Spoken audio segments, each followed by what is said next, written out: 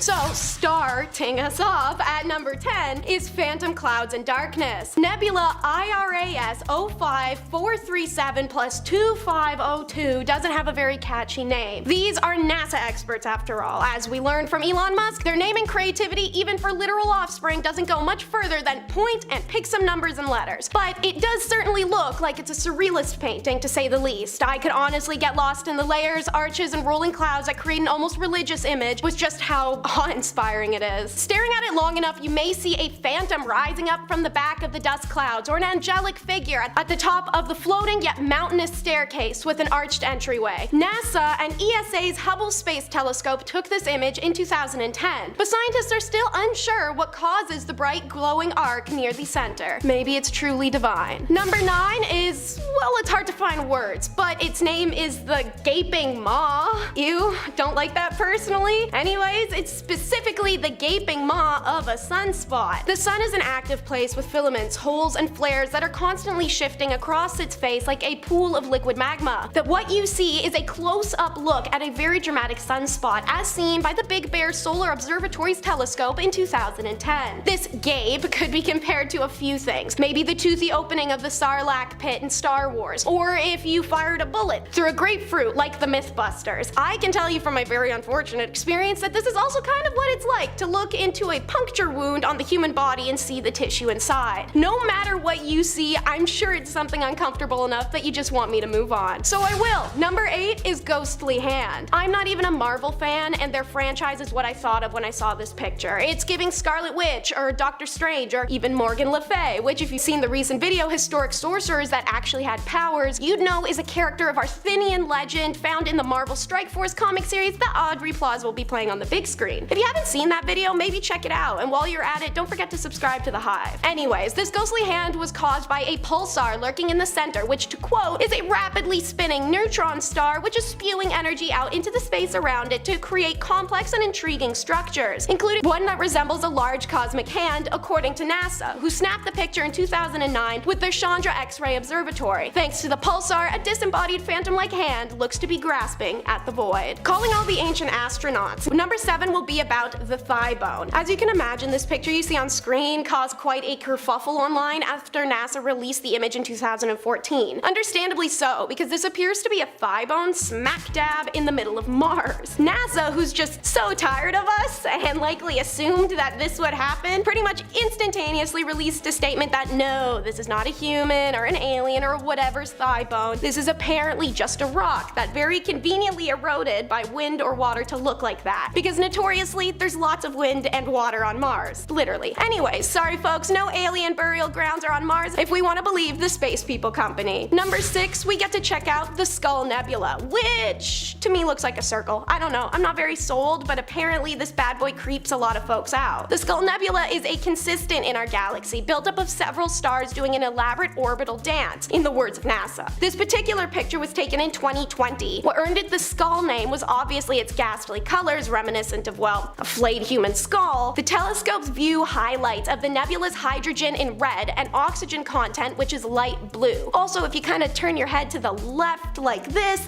and look at it sideways, you can kind of see the two stars sitting in what's arguably the eye socket, a thick red cloud making up the nose, and the empty space where cheeks are meant to be surrounding teeth. So what do you think? Spooky scary skeleton or space dodgeball? In our number 5 spot today, we have Mount Pinatubo. This is a photo that is showing Mount Pinatubo, which is located in the Philippines, on June 15th, 1991. That is the day that this volcano erupted into what would be the second largest volcanic eruption of the 20th century. Certainly impressive, also extremely terrifying. This photo shows the pyroclastic flow full of hot gas and rock being flung into the air.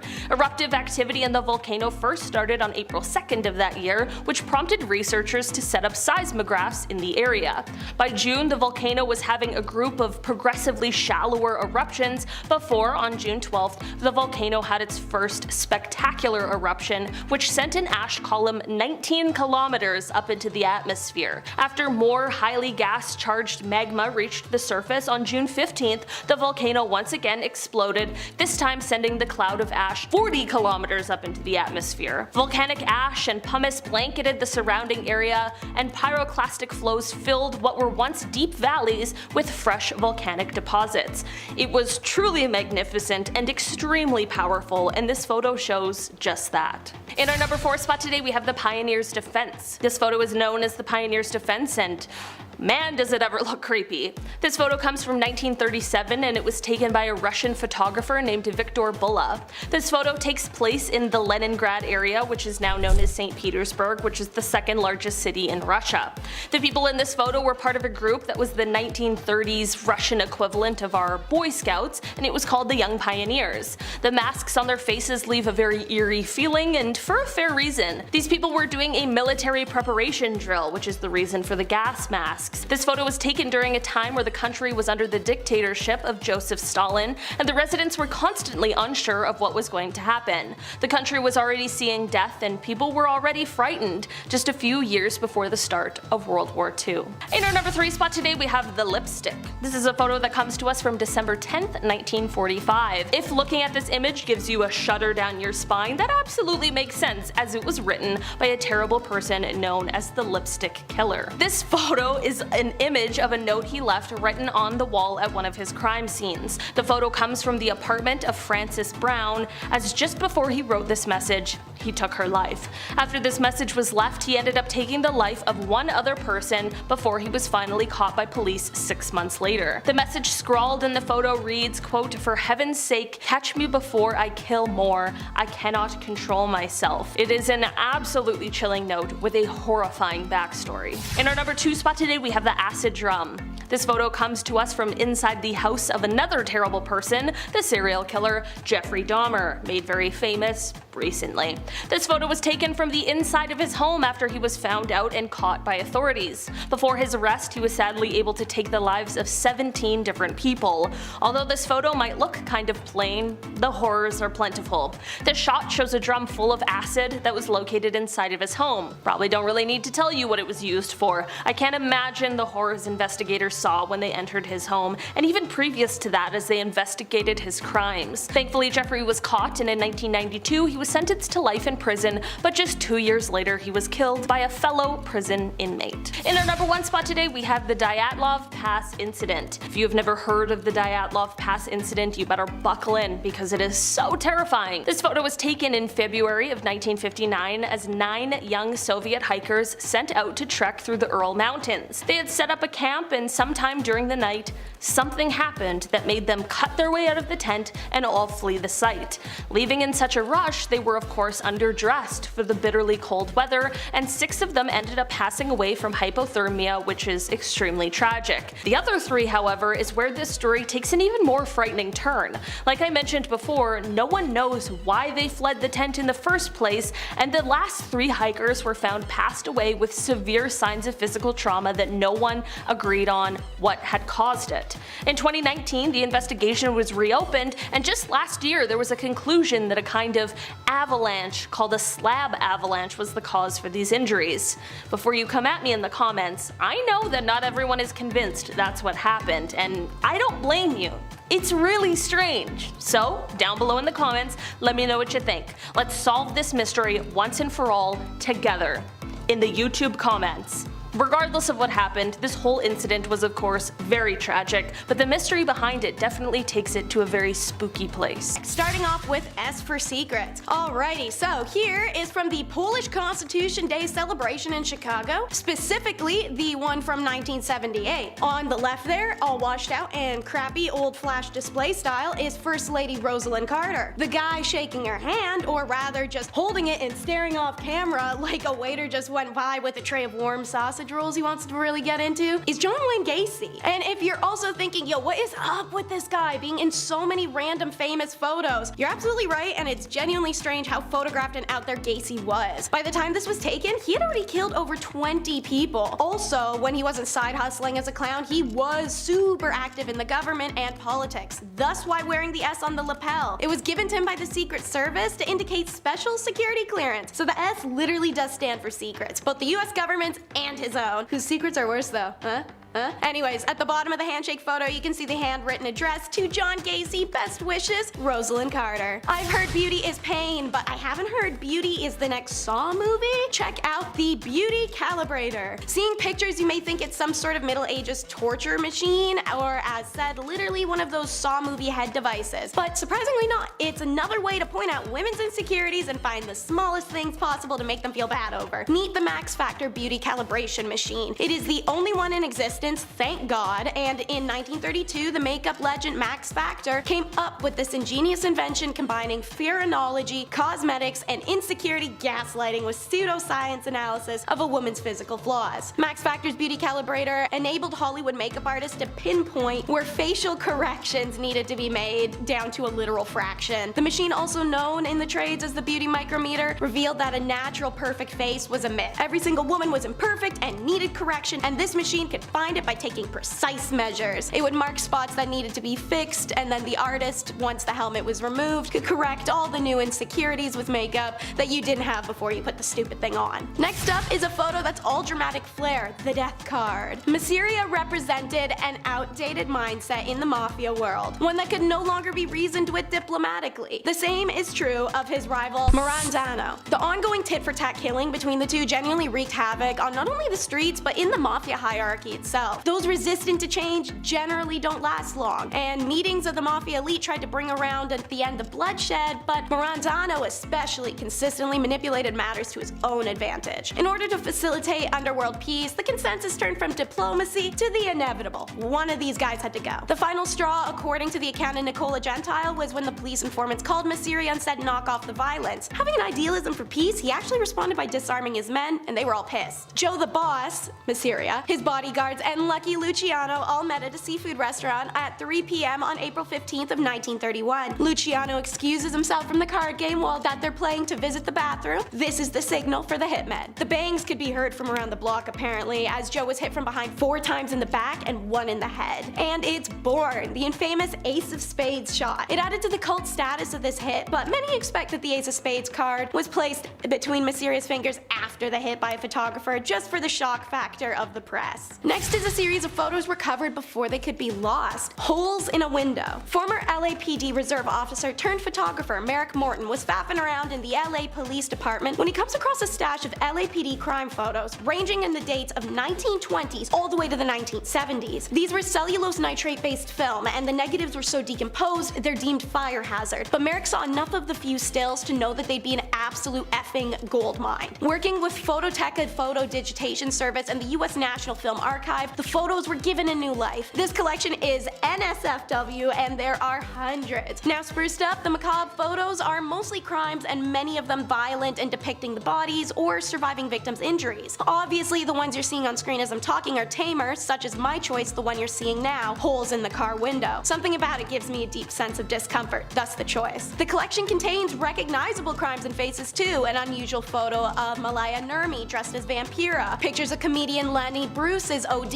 in March of 1966, and images of the Manson family arriving at their arrangement in 1970. Every photo is scary, and every single has a disturbing backstory. Some captions are provided by author James Elroy in his book LAPD 53. You can win, but sometimes you still lose in the end. It's the devastated Disneys. Meet Howard Ashman and Alan Menken. There are some everyday photos of these two in their prime. Who were they? In case you couldn't tell by all the Disney crap in the background of said photos, they played somewhat of a big role. You know, writing the lyrics and music for Oliver and Company, The Little Mermaid, Aladdin, and Beauty and the Beast, as well as a few others. Also, not to mention creating the Little Shop of Horrors, which got them hired by Disney in the first place. And in this photo you see now, they had just won the Oscars for The Little Mermaid. Hooray! But why does Ashman look so unhappy? This was his life's accomplishments. It's because that night Ashman told Menken they needed to have a serious talk when they got back to New York, and when they get back a few days later, Ashman admits that he has HIV that's quickly progressed and he's going to die soon, and fast. They had been songwriting partners for over a decade and were in the middle of working on Beauty and the Beast, and despite the illness, Ashman completed the lyrical work and the initial work on Aladdin. On the morning of March 14, 1991, he does die from heart failure caused by his condition. At the time of his death, he only weighed 80 pounds, he'd lost his sight and could barely speak, and a voice that spoke so eloquently through through song was lost forever. Before he passed, however, Disney Productions scrambled to finish the film so he could see a screening of it. The film earned Ashman and Menken 3 1991 Academy Award nominations for Best Song, and the title song winning the award. Perhaps most amazingly, Beauty and the Beast was the first animated film ever nominated for an Academy Award for Best Motion Picture. So it looks like a photo of two men achieving their wildest dreams, but it's a record of their last normal moment together. Number 5. Leo the Lion! Believe it or not, you've seen this lion before. In fact, you've probably seen him many times while watching your favorite films as a kid and even now. The lion in the photo is the one, the only, Leo the Lion, the majestic beast who roars the MGM logo, like the old one. Leo the Lion was the regular star of MGM since it was founded in 1924. The first MGM lion was called Slats, not Leo, and he actually didn't roar, he was just kind of like looking around. It was more like a gif. But Leo is actually the most familiar roar, like everybody knows what he sounds like. But who is the man having tea with such a lion? Well, that of course is Alfred Hitchcock, the king of thrills. This photo was taken in 1957 of the two legends posing to enjoy a hot cup of British tea. Number 4. Walter Yeo. Though the picture itself is a little disturbing, it signifies a life-changing moment for Mr. Walter Yeo and also for thousands more.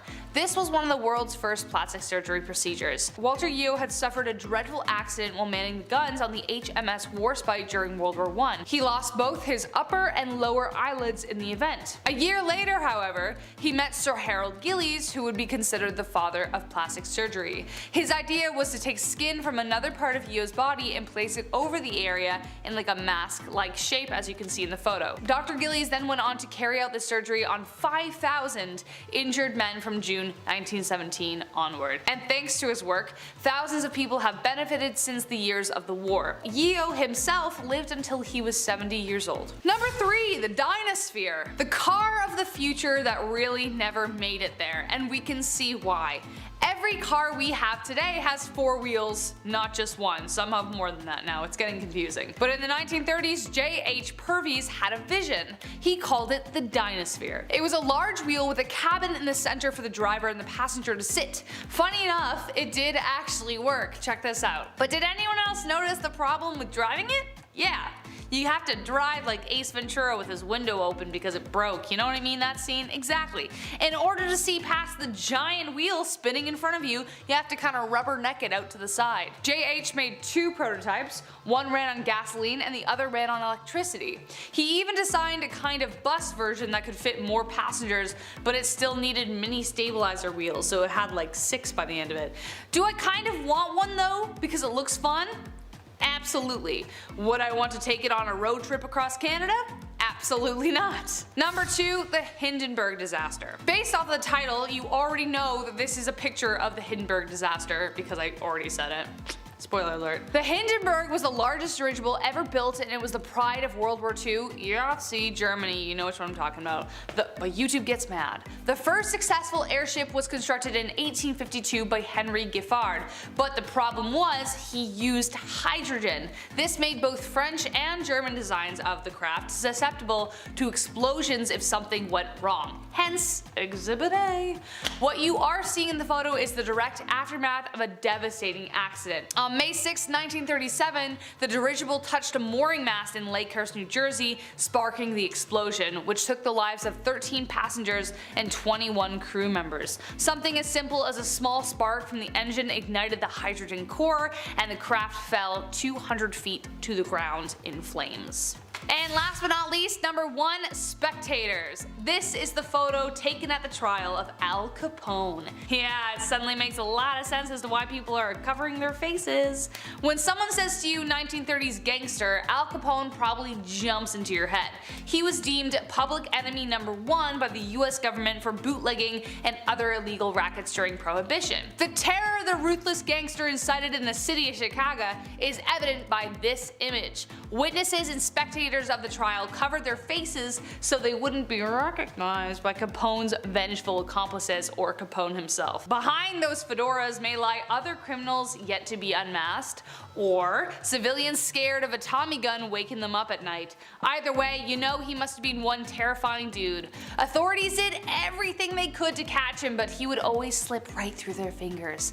Finally, his reign came to an end in 1931 when they caught him on income tax evasions of all things that landed him an 8-year sentence. To start us off, it doesn't matter if I'm dead or alive, you should invite me. Number 10 is Skeletal Dinner Guest. For my people who hate to feel discluded, you'd probably love the members of the Postmortem Club. All members were present when they held their annual breakfast meeting, including club president J.M. McAdoo, who had died the previous year. You'll see in the photo presiding President Oakley Smith, club members, and the skeleton of Mr. McAdoo gathered together for breakfast with the skeleton at the head of the table. One of the rules of the club is that each member will will his or her skeleton to it for attendance to the club despite death. They even gave him a cigarette, as you can see, because smoking can't kill you if you're a skeleton. Number 9 is human depravity at its finest, the Stanford prison experiment. University professor Philip Zimbardo's execution of a power imbalance study in a prison ended disastrously. The Stanford prison experiment commenced on August 14th of 1971 with student volunteer groups comprising of 11 guards and 10 prisoners to see how they would behave on their own inside of a fabricated prison. The goal was to assess how quickly and intensely even educated or normal people can turn into cruel or sadistic ones under the right conditions, and man was it fast. 6 days in, Philip had to call off the experiment as guards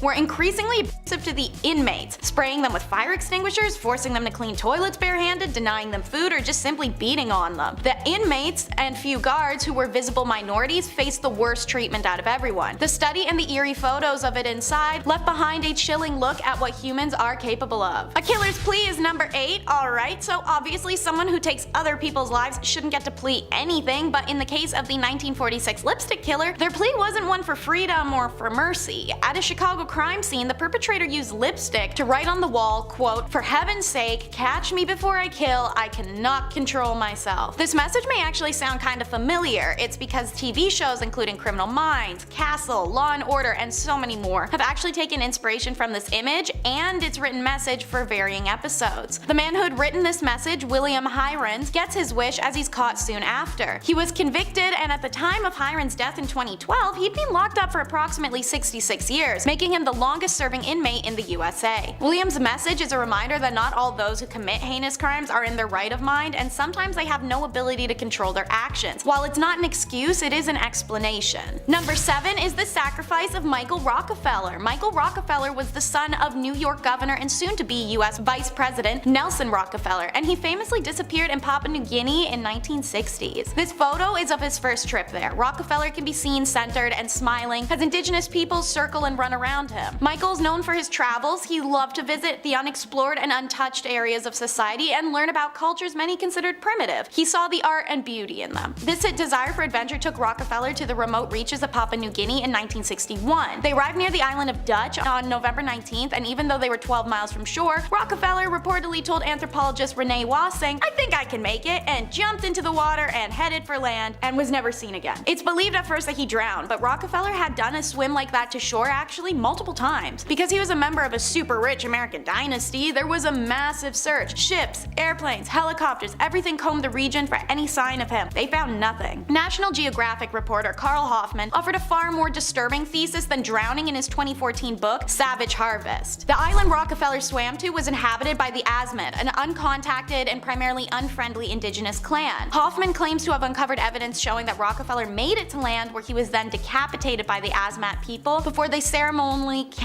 him, eating his brain and using his bones likely to make weaponry and other items. The confusing unanswered end of Rockefeller era has since been debated, but it will always remain unsolved, sadly. Number 6 is we're leaving on a UFO. Not as catchy as a jet plane, but Marshall Applewhite was told by aliens it was a UFO indefinitely, so Marshall had been told a lot of things by the aliens, as had his wife before her passing. Affectionately self-dubbed as T and Do after the musical scales, they believe themselves to be of the highest caliber, like T and Do are on the scale. The cult these two began, Heaven's Gate, is famously recognized for the tragic mass departure members took on March 26 of 1997. It's on that day that the 39 members of the cult were convinced to consume a mixture of barbiturates and applesauce and then washed it down with vodka, as one member walked around to each poisoned person and tied bags over their heads to ensure asphyxiation. This mass taking of life was discovered days later when panicked family members of cult members hadn't heard from them. One former member went to go find his beloved wife, and well, I'm sure you can imagine what he found. down. What was confusing for many was to find the group covered in purple shrouds with their feet sticking out. They wore Nike sneakers with the classic white swoop. They believed these wings were going to carry them to the heavens. Countless photos were taken by FBI and police, most of which have been leaked to public by now and depict this very scene that I'm describing. Confusing and devastating, this loss was in international news and a reminder to always be aware of your own susceptibility to influence. In fifth place, we have the Challenger explosion. On January 28th of 1986, the Space Shuttle Challenger broke apart 73 seconds into its flight, killing all 7 crew members aboard. The spacecraft disintegrated 46,000 feet above the Atlantic Ocean, off the coast of Cape Canaveral, Florida, at 11:39 a.m., and it was the first fatal accident involving an American spacecraft while in flight. The mission, designated STS-51L, was the 10th flight for the orbiter and the 25th flight of the Space Shuttle fleet. The crew was scheduled to deploy a communication satellite and study Halley's Comet while they were in orbit, in addition to taking school teacher Christina McAuliffe into space. The latter resulted in a higher than usual media interest and coverage of the mission. The launch and subsequent disaster were seen live in many schools across the United States. The cause of the disaster was the failure of the primary and secondary redundant O-ring seals in a joint in the shuttle's right solid rocket booster. The record low temperatures the morning of the launch had stiffened the rubber O-rings, reducing their ability to seal the joints. Shortly after liftoff, the seals were breached, and hot pressurized gas from within the SRB leaked through the joint and burned through the aft attachment strut, connecting it to the external propellant tank, ET for short, then into the tank itself. The collapse of the ET's internal structures and the rotation of the SRB that followed threw the shuttle stack, traveling at a speed of Mach 192, into a direction which allowed aerodynamic forces to tear the orbiter apart. Both SRBs detached from the now destroyed ET and continued to fly uncontrolled until the range safety officer destroyed them. The crew compartment, human remains, and many other fragments from the shuttle were recovered from the ocean floor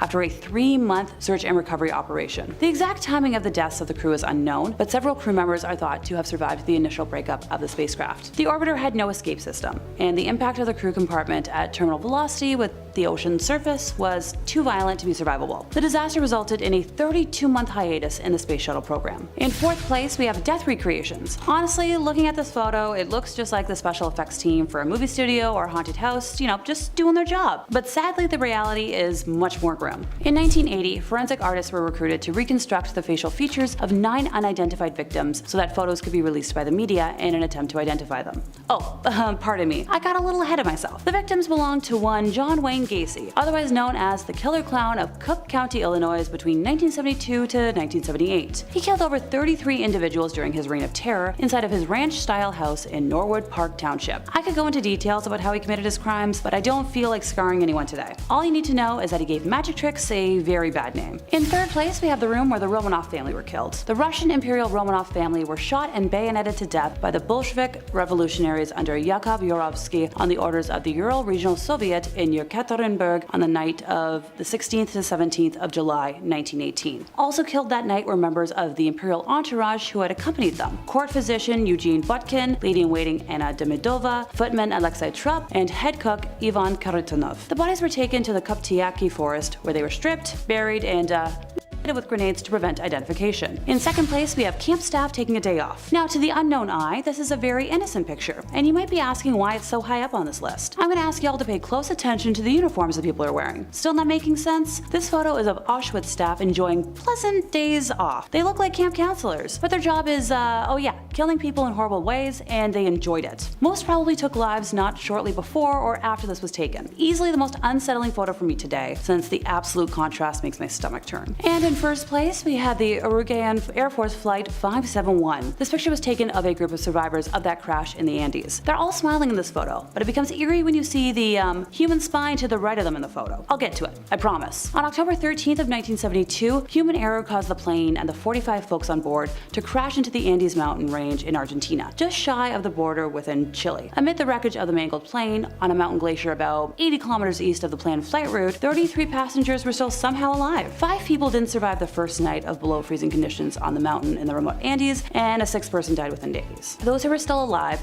and not, critically injured or in a coma, used parts from the plane to create shelter, snowshoes, goggles, and also figured out a way to melt snow for drinking water. The survivors had no medical supplies or appropriate clothing and were stranded on the mountain as temperatures plunged to like minus 30 degrees Celsius. The little food they had was quickly running out. In a cruel twist, the survivors had found a transistor radio in the wreckage and were using it to listen to updates on the search effort. On day 11, they heard heard the announcement on the radio that the search for them had been called off. Starvation soon set in. They had 8 bars of chocolate, a tin of mussels, 3 jars of jam, some nuts and dried fruit, and some lollies and a bottle of wine. That's all they had to eat, and that was gone within a week. Desperate, the survivors ate cotton and leather from the plane seats. Okay, alrighty, time to talk about that spine. So eventually, as the bodies of the frozen dead laid around them, the survivors were forced to consider their only chance for survival. All the passengers were Catholic and held deep moral concerns about eating their relatives, teammates, and friends from school, but as a group reluctantly decided eating the bodies of the already dead was their only chance of making it off the mountain alive. They also mutually agreed that if any of them died, the others could eat them for sustenance. Eventually, on December 22nd, which was 72 days after the plane crash, search crews finally recovered the 16 remaining survivors. Starting off this list in our number 10 spot, we have the eruption of Mount Saint Helens.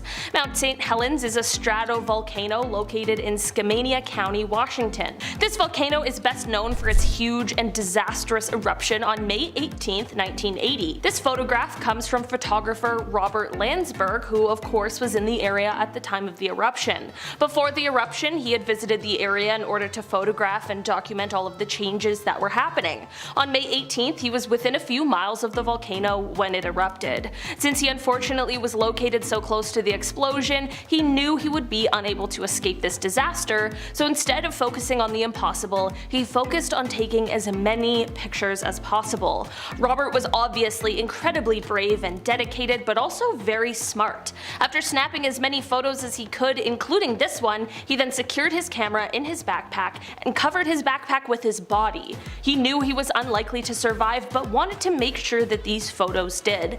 His body was found 17 days later with his backpack still underneath him. His film was of course developed and has provided geologists with some really valuable insights with his close documentation of the eruption. In our number 9 spot today, we have the core. This photo shows a physicist named Harold Agnew, and while this looks like a relatively normal, non-threatening photo, what he has in his hand is truly devastating. Harold is holding the nuclear core of what was nicknamed the Fat Man atomic bomb. This means that Harold is holding the nuclear core of the atomic bomb that was later dropped on Nagasaki in 1945. The immediate blast, of course, took many lives, but so did the long-term effects of the bomb, like radiation illness and that sort of thing. It's crazy to look at a photo like this because it seems just so perfectly normal when he literally has a life-changing, world-ending device in the palm of his hand. Also, I don't think I could ever hold something like that. Not only would I just not want to, but I would just be so afraid that something was gonna go wrong. In our number 8 spot today, we have the Challenger crew. This is a photo that was taken of the clearly very excited Challenger crew as they walked down the ramp ready to head off on their mission. The crew even included 37-year-old Krista McAuliffe, who was a high school social studies teacher. She had won a spot on this mission through a program with NASA called the Teacher in Space program, and she had trained diligently for months in order to be the first non-military person in space. On January 28, 1986, the Challenger mission proved to be fatal just 73 seconds after liftoff. 2 rubber O-rings failed because of the cold temperatures of the morning, and on live television, the world watched as the spacecraft broke apart and plunged into the ocean, sadly taking the lives of everyone on board. It is an absolutely tragic event made even more chilling by this final photo. In our number 7 spot today, we have the plague. This photo comes from the 19th century, from the third plague pandemic. This was the first time that the plague had spread to all 5 continents. While we now know something about what that might have been like, what we haven't had to endure are the doctors that dressed like this. This is a photo of the outfits and masks that plague doctors wore when they would come to your house to treat or diagnose you. The long beak-like noses of the masks are very creepy, but they were used to hold herbs and other nicely scented things because they believed that it would help ward off the bad air, which at the time is what they thought was causing the sickness. A pandemic certainly is bad enough. Thankfully, our doctors and nurses are just sticking to scrubs. In our number 6 spot today, we have the elephant's foot. This photo looks like it's just a big lump of nothing, but it's called an elephant's foot. Don't worry, at first I was a little worried too, but it has nothing to do with elephants and is only named that because of its appearance. This lump was actually created from the Chernobyl nuclear meltdown, and it is just a mass of corium and other materials that were in the core of the reactor. This elephant's foot was located in the steam distribution corridor, which is under what's left of the reactor. reactor. While this mass doesn't produce as much radiation as it did before, it does still, to this day, produce a deadly amount. It is said that if you stood in front of it for just 300 seconds, that would be enough to get a lethal dose of radiation. It's kind of crazy that even though they knew this, they were still standing there taking pictures of it. But I'm just glad because we all now get to see it, and it gives us just a little more insight into what exactly happened that day. Number 5. Oroville Dam. On February 13th, 2017 in Oroville, California, the Oroville Dam, which is the tallest dam in the United States that holds back a reservoir that contains 1.1 trillion gallons of water, well, that dam's main emergency spillways were damaged. This led to the emergency evacuation of 188,000 people over concerns that the damage's emergency spillway might just fail at this point. This was all caused by torrential rain and floods in the region, which then began to reveal the extensive damage in said spillway. This photo here shows the dam releasing 100,000 cubic feet of water per second into the main spillway. This is a feat of engineering, if anything. Now, luckily, a major disaster was avoided in the situation because of quick action by those responsible, but to see it unfold and to see how fierce it is, I don't like water, or pressure, or dams, or history.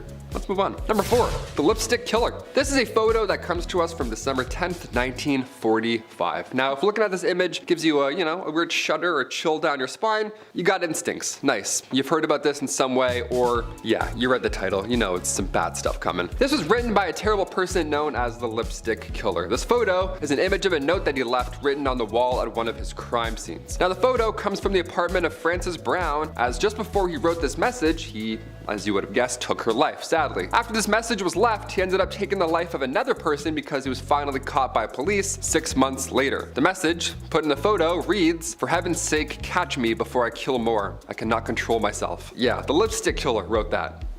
It's the scariest thing I ever heard. It's an absolute chilling note with a horrifying backstory. A lot of killers are getting their Netflix specials now, so I'm sure it's only time before he gets one. Number 3, eruption of Mount Saint Helens. Mount Saint Helens is a stratovolcano located in Washington. Now, the volcano is best known, of course, for its huge and disastrous eruption on May 18th, 1980. And we have a photograph of it, and it's very scary. This photograph comes from photographer Robert Landsberg, who of course was unfortunately in the area at the time of the eruption. Now, before the eruption, he had visited the area in order to photograph and document all the changes that were happening. Didn't expect this one. On May 18th, he was within a few miles of the volcano when it did erupt. Now, since he unfortunately was located so close to the eruption, he knew he wouldn't be able to escape this disaster. So instead of focusing on the impossible, he focused on taking as many photos as possible. Just like a historian at the end of his life, really. Robert was obviously incredibly brave and dedicated, and also very smart. After snapping as many photos as he could, including this one, he then secured his camera in his backpack and covered his backpack with his body. Protected history. It's like he knew he was unlikely to survive, but he still wanted to make sure that these photos did. That's why it was so important for me to bring it in this list today. His body was found 17 days later with his backpack still underneath him. Plan did work, and his film was of course developed and has provided geologists with some really valuable insights with his close documentation of the eruption. So historically, it's a feat, but also scientifically, it's one as well. Number 2, acid drum. This photo comes to us from the inside of the house of, well, you guessed it, another terrible person. The serial killer Jeffrey Dahmer.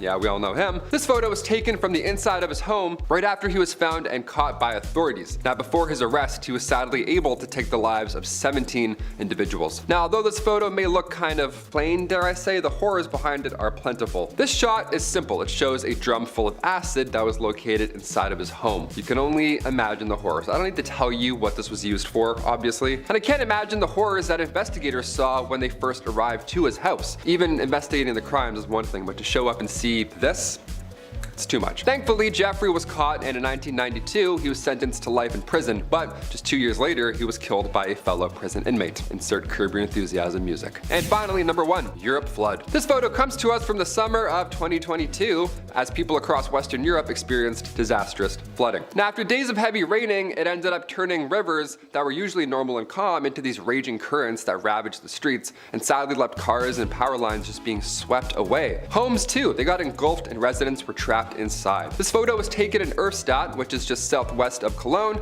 and it shows how a bunch of houses collapsed due to subsidence, which is the sun sinking of the ground surface below. Now unfortunately, these floods caused many people to lose their lives, mostly in Germany, but these were sadly dozens of people in Belgium as well, pretty much everywhere. Bigger than we thought initially, all of which was an absolute tragedy. Rescue workers worked tirelessly to help as many people as possible escape this terrible situation. I couldn't even imagine responding to this, let alone being caught up in it. It's terrible. Number 10, the Isolator. The last thing anybody wants to do after the almost 2 years we've had. Ugh.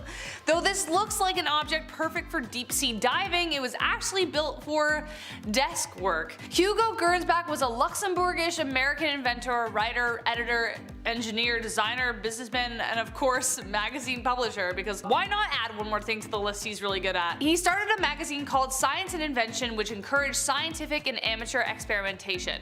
This was one of the inventions published in the magazine and was revealed in July 1925. The main purpose was to block out all of the noise from the surrounding environment, narrow the field of view like horse blinders to improve concentration. But don't worry, there was an oxygen tube attached to help out the studier, so you know you could breathe while you're reading about Shakespeare or something. Number 9, Kangaroo Boxing. Link here.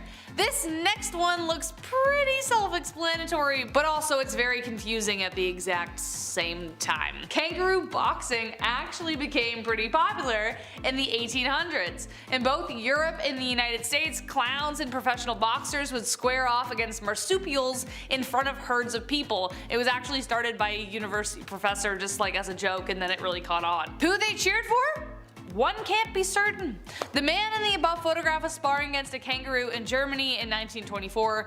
Obviously, the sport did not continue as it was considered abusive to animals who clearly had no idea why this hairless being was all up in their space and trying to beat them up. I don't understand, this is just ridiculous. Number 8, children shipped in the mail. Picture here. Sounds ridiculous, is ridiculous. But did it happen? Of course it did. However, this picture was actually staged, but this actually did happen. Imagine your sister calling you and telling you your nephew is visiting, and then minutes later the doorbell rings and your nephew is just like chilling with some packing peanuts in a cardboard box. Well, not quite. The postman had to play a kind of babysitter a bit. Shortly after package delivery, a revolutionary thing on its own, was introduced, a couple in Ohio sent their infant son to their grandmother's via postman in 1913. It cost 15 cents plus $50 insurance.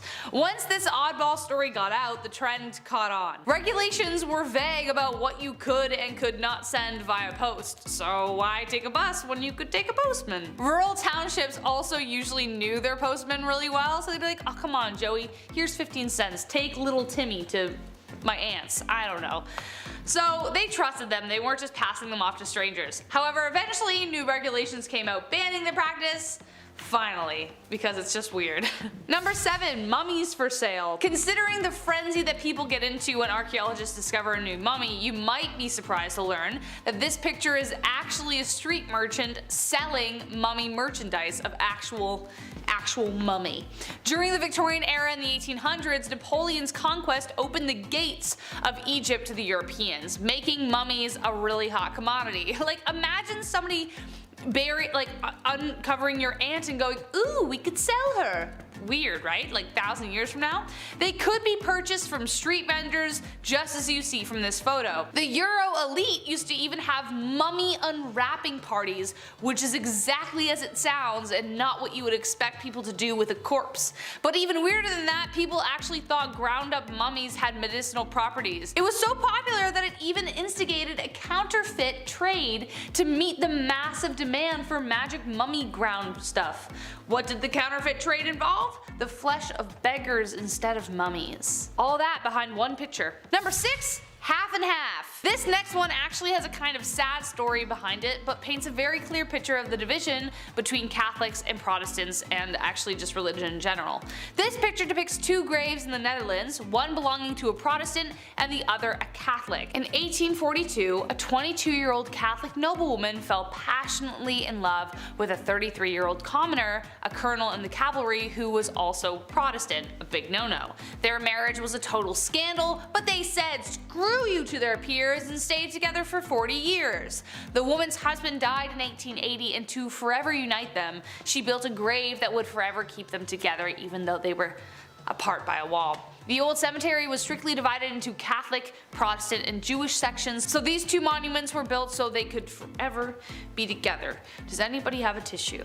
Our next photo is recreating time. Pun is intended. The photo you see on screen is very peculiar, but not the most outlandish. It's a man standing shirtless behind the fence in a summer afternoon, looking like something out of an old country family album of sorts. His name is Fikret Alik, and he was photographed in this exact spot for a Time magazine cover back in 1992. You are quite literally looking twice with these images. Emaciated, it's almost hard to recognize him. Fikret can be seen holding his t-shirt in one hand and reaching with his other through the barbed wire to take someone's hand. This is during the Bosnian War from 1992 to 95, and Fikret was one of many prisoners held in camps at the time. This recreation of the Time magazine cover was taken in the mid-2000s, and the building behind him now is a community center without any plaques or memorials of the victims of the notorious prisoner camps in Bosnia. This region is now under the rule of the same faction that was responsible for the camp, so they engage in a lot of historical denials and concealing. Fikret's story remains one of incredible perseverance, especially as he and other victims still go before the UN today in battle to have reparations and acknowledgement. This vintage photo isn't so vintage, but it's old enough so I'm counting it. It's Bad Santa. This early 2000s family Christmas photo reps a normal looking scene. White picket fence family, the itchy velvet Christmas dresses, the big sparkly tree, and the serial killer Santa. That there is Bruce MacArthur. In the warm seasons, he is a landscaper, but working in the Agincourt Mall as Santa during the holidays. Between 2010 and 2017, he terrorized the gay village district of Toronto, Ontario. Luring men in through dating apps, he killed and disposed of 8 individuals in the planter boxes of properties he managed. For a long time in the community, people had known someone was taking gay men off the street, but the Toronto police were resistant in believing something was suspicious. I remember myself seeing posts on Reddit and Twitter mere months after the first of the disappearances, frustrated with the lack of police action and urging the community members to stay alert. It takes multiple victims and community engagement for police to start an investigation, and it's thankfully in the nick of time. They'd been watching Bruce for a while before his arrest when they saw a young man enter his place. After about a half hour of nothing, they decide to make the risk to move in for an arrest. When they entered the unit, the young man was tied up and unconscious, and they caught Bruce in the act. No way to plead guilty, my guy. He's found guilty of 8 counts of first-degree murder. Our next vintage photo is one that speaks to us still in modern times, a determined mother. This photo was taken on Mother's Day. The woman in it is Margie, a 23-year-old, and she's holding her infant son while attempting to hitchhike. As you can see, it was printed in a newspaper column and has a subject line describing Margie's struggle with her husband Mike to find an apartment. I imagine that struggle, alongside the fact that she is hitchhiking, likely correlates with financial difficulties. Unfortunately, Margie's luck never got better. This is very likely the last photo of Margie alive. Less than 4 months later, she was killed by her husband Mike during a fight. In the time between this photo and her demise, their son Brandon had been taken away and put into foster care, where he was later adopted by his foster parents after Margie's sudden death. Little information exists on the photo other than this, and on what Brandon's life became. This is still recent enough history that some may recognize the story, the Manifesto Man. This photo seems so simple. A man appears to be in a wetsuit, he has multiple police badges displayed, and he sits in a stoic manner. This is no cop. In fact, this photo was taken after his arrest in July of 2011 for killing 77 people and injuring 250. Anders Bering had a manifesto for killing political enemies as a far-right extremist, first killing 8 people outside the tower block housing of the office of the Prime Minister. The method used caused distraction, enough for Anders slipping away in a police disguise to pull part 2 of his plan, which is hop in the ocean and swim to political youth wing summer camp just starting the season. He chose the summer camp for the politicians who came to visit the camp, which was for members of political youth adult clubs and organizations for co-ops, school courses, or just special interest in politics. Once on the island, well, he opened fire. Many who were afraid and unsure of where the danger was coming from went towards Anders for safety due to his police costume and received the opposite. His verbalized intent that day was to kill everyone he could, and thankfully he did not succeed. But some swam away and were rescued by people staying at campgrounds across the water who brought out boats to pull everyone out. Others hid in various places on the island. Netflix released the film 22nd of July about this event in Oslo, and the movies White Rage and Bravehearts also tell the story. Ultimately, this event only took place due to Anders' racist ideology, believing Norwegian politicians were lenient on immigrants. Let's talk about the most disastrous hostage crisis our world world might have ever seen, the Gladbeck hostage bus.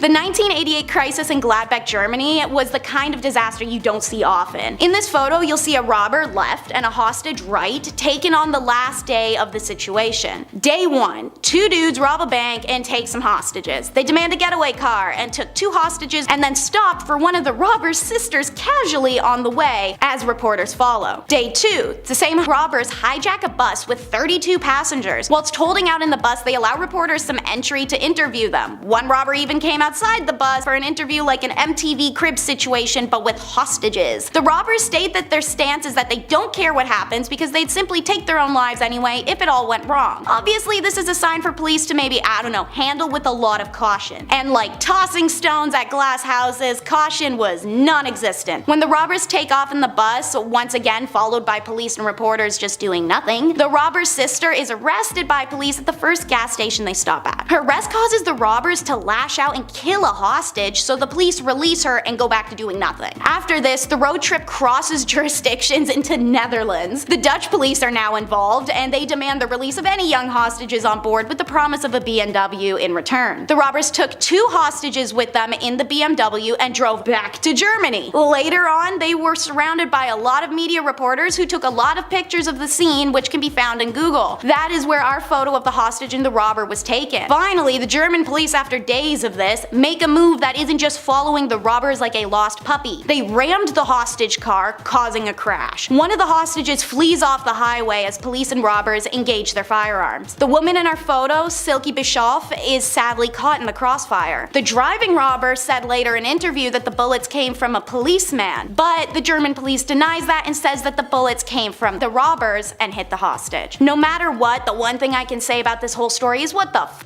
was anyone trying to accomplish here? In 10th place, we have the criminal George Washington. The George Washington, whose gravestone is pictured, was not the first US president, but the first prisoner executed via electric chair in Texas. On February 8th of 1924, Texas executed a total of 5 inmates using its brand new electric chair, which remains a state record for the highest number of executions in a single day. In 1923, Levi Todd, who lived in the same area, made himself a new gambling table and promised George Washington he would give him the leftover lumber. But Levi gave the wood to another man, and George was so incensed that he shot and killed Levi as he sat playing poker with some friends seated around that new table. And to add to his crime, George shot Levi's terrified wife as she ran past a window in the Todd home. Mrs. Todd thankfully didn't die. He shot the Todd's dog and emptied his bullet device trying to kill one of the poker players, Frank Larry. But none of his bullets struck Frank, and he emptied his own safety device at Washington, hitting him with a load of buckshot. When the shooting subsided, Washington ran into the woods, only to be discovered a few days later as he slept, and well, the rest is history. I do have a fun fact for y'all though. The electric chair actually has a name. Old Sparky, and it is currently on public display as part of a replica death chamber at the Texas Prison Museum in Huntsville, Texas, along with tubing and straps used in Texas's first execution by lethal injection. Cool, I might go visit that museum now. In 9th place, we have Victorian death photographs. Photographs of loved ones taken after they died may seem kind of morbid by today's standards, but in Victorian England, they were a way of commemorating the dead and blunting the sharpness of grief. Remember, unless you were rich enough to have a painting commissioned, there really wasn't a way to preserve visual proof that someone existed, and how they looked for future generations. In images that are both unsettling and strangely poignant, families pose with the dead, and consumptive young ladies elegantly recline, the disease not only taking their life, but increasing their beauty. Victorian life was suffused with death. Epidemics such as diphtheria, typhus, and cholera scarred the country, and from 1861 onwards, the bereaved queen made mourning fashionable. Trinkets of memento mori, meaning remember you must die, took several different forms and existed long before Victorian times. Long exposures when taking photographs meant the dead were often seen more sharply than the slightly blurred living because of their, lack of movement. On some occasions, eyes would be painted onto the photograph after it was developed, which was meant to make the deceased more lifelike, while other times death was more obvious. Locks of hair cut from the dead were arranged and worn in lockets and rings. Death masks were created in wax, and the images and symbols of death appeared in paintings and sculptures. But in the mid-1800s, photography was becoming increasingly popular and affordable, leading to memento mori, photographic portraiture. Try saying that 5 times fast. You don't want to know how many times I failed. The first successful form of photography, the daguerreotype, was an expensive luxury, but not nearly as costly as having a portrait painted, which previously had been the only way of permanently preserving someone's image. As the number of photographers increased, the cost of these photos fell. Less costly procedures were introduced in the 1850s, such as using thin metal, glass, or paper rather than silver. I see where Weekend at Bernie's got their inspiration. In 8th place, we have a ghostly mural. The ghostly figures shown in this mural in the Karl-Lehrer-Strasse tunnel in North Rhine-Westphalia, Germany, depict the 21 young people who died in a stampede in 2010 at Love Parade, a German music festival. At least 500 others were injured in the devastating tragedy. The Love Parade was a free-access music festival and parade that originated in 1989 in Berlin. The parade featured stages, but also had floats with music, DJs, and dancers moving through the audience. The Love Parade in Duisburg was the first time that the festival had been held in a closed-off area. Between 200,000 and 1.4 million people were reported to be attending the event, and 3,200 police were on hand. As a consequence of the disaster, the organizer of the festival announced that no further Love Parades would be held and that the festival was permanently cancelled. Criminal charges were brought against 10 employees of the city of Duisburg and the company that organized the event, but eventually rejected by the court due to the prosecutor's failure to establish evidence for the alleged acts of negligence and their, causal connection to the deaths. The mural was established by an unknown artist as a reminder of the sad day. In 7th place, time to meet American physicist Harold Agnew. As you might have assumed, pictured is, that physicist, holding the nuclear core of the Fat Man atomic bomb, which was dropped on Nagasaki in 1945. The bomb ended up killing about 80,000 people, many of which who died from the long-term effects it caused, like radiation illness and leukemia. It was the second of the only 2 nuclear weapons ever used in warfare, and its detonation marked the 3rd nuclear explosion in history. It was built by scientists and engineers at Los Alamos Laboratory using plutonium from the Hanford site, and was dropped from the Boeing B-29 Superfortress boxcar piloted by Major Charles Sweeney. The name Fat Man refers to the early design of the bomb because it had a wide round shape. Fat Man was an implosion-type nuclear weapon with a solid plutonium core.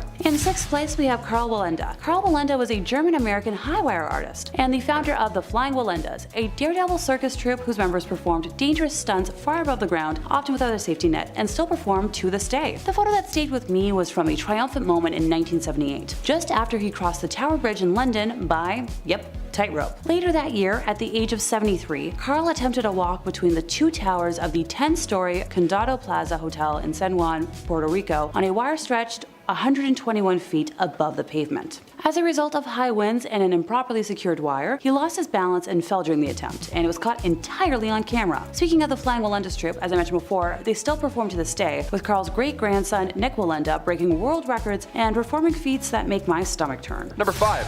Lasko Cave. If you didn't visit this cave back in 1963 or sooner, well, you lost your chance because, well, humans ruin everything. Now we can't even see ancient art anymore because, well, it's too many of us. The Lasko Cave system is now a World Heritage Site in France, but once it was a booming tourist attraction. These cave paintings, see, they're 17,300 years old. They're quite ancient. We can't really touch them. You can't have someone write Steve was here on it. Can't do that. Paintings that depict cattle, bison, stags, you name it. They're beautiful. They're complex, and of course, like I said, they're extremely old. So old, in fact, that the cave was closed to the public forever in 1963 after it declared human presence wasn't healthy for the art. Yeah, our dirty coffee breath would eventually cause this art to fade away, so we had to hold our breath. We gotta leave. We gotta close it off. There we go. Plus, I'm sure somebody would have snuck in with a Sharpie by now and ruined it. You know what I mean? Or like graffiti. It would have been gone by now. You know it. 7,000-year-old paintings. Yeah, protect these for another 17,000 years, please. Number 4.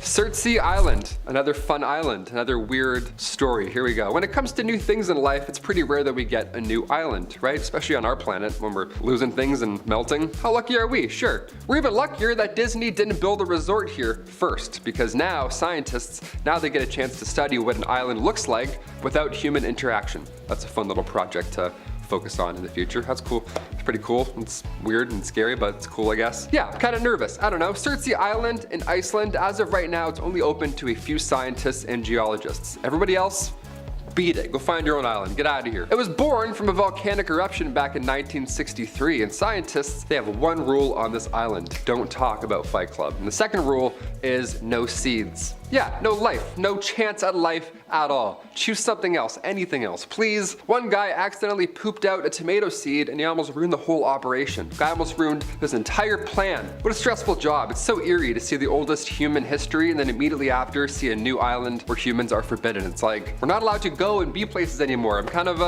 that's not great. What are we doing here? I'm just breathing on things? I can't take a this island? Number 3, spaceman. Look, we've all been photobombed before. It's a blessing in disguise. You look back at prom photos, some dude's trying to do a moonwalk in between, his face is like melting this way. It's great. You're like, classic Jeff. It's the best. But when Jim Templeton took a photo of his daughter in a otherwise empty marsh long before Photoshop existed, and yet somehow there appears to be an astronaut in the background, well, that's not very fun, is it? That's a little bit concerning. Jim assures us that nobody was around when this photo was taken, which I of course believe, because why would you put your kid in a photo with whatever that is? That's no thank you. It's not a weird, we're not gonna go and talk to that guy. Also, the fact that this man looks like he's from space, that ought to do it. That makes him more weird and believable. What are we looking at right now? I have no idea. Kodak even got involved in the story, like Kodak. Not Kodak Black, like the company. They got involved. They confirmed this photo was not tampered with. Yeah, and that's Kodak, right? They don't lie about anything. Spider-Man leak, Kodak's like, nah, it's Andrew Garfield. Don't listen to that. So authentic. Can confirm. Number 2, nursing home spirit.